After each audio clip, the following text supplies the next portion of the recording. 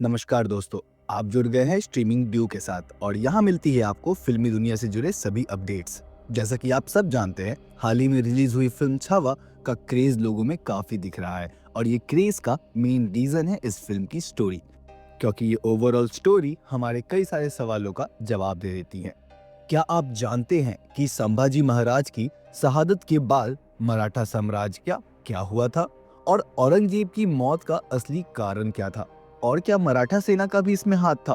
तो आज की इस वीडियो में हम जानेंगे इस महान इतिहास की कहानी, जिसे पता होना बस एक ज्ञान की बात नहीं बल्कि गर्व की भी बात है। तो चलिए, बने रहिए हमारे साथ।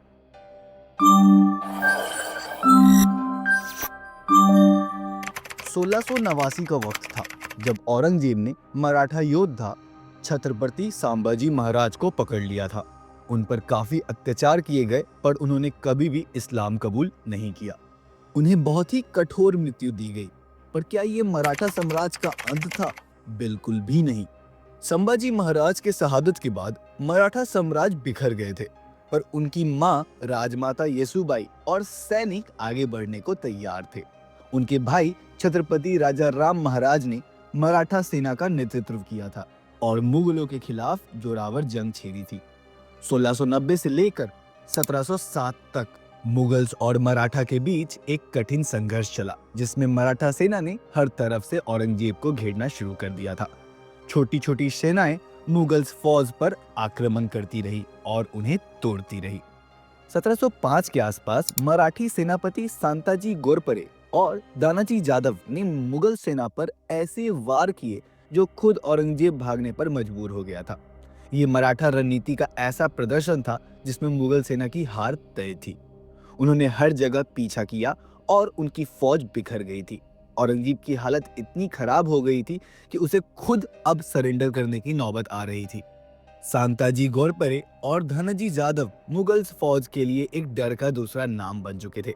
उन्होंने मुगल्स के सेना पर इतनी तेजी से हमला किया कि हर जगह मुगल सेनापति उनसे बचने की कोशिश कर रहे थे। उनके गोरिल्ला आक्रमण से मुगल कैंप्स हमेशा संकट में ही रहते थे। एक बार सांताजी घोरपड़े ने अपनी छोटी सी सेना के साथ मुगल्स कैंप पर रात में आक्रमण किया, जिसमें मुगल्स की बड़ी सेना तबाह हो गई थी। मुगल सिपाही उनका नाम सुनकर ही डर जाते थे। धनाजी जादव भी अपने तेजी और रणनीति के लिए मशहूर थे। उन्होंने तो मुगल के अफसर खान बहादुर खान को हराकर मुगल फौज में और भी अपना भय बना लिया था।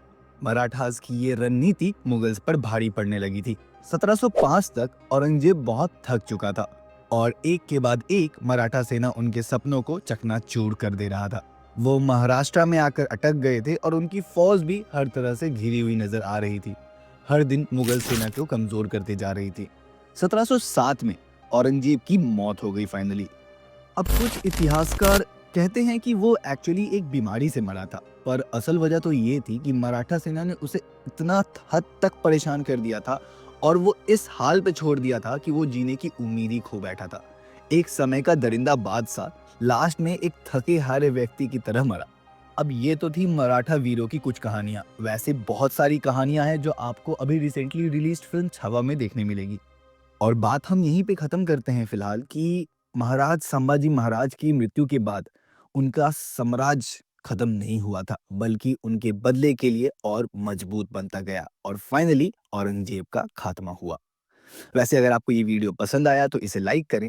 मूवी कैसे लगी अगर आपने छावा देख लिया है तो वो हमें कमेंट्स में जरूर बताएं एंड इस तरह के रेगुलर अपडेट्स के लिए स्ट्रीमिंग वीडियो को सब्सक्राइब करना ना भूलें।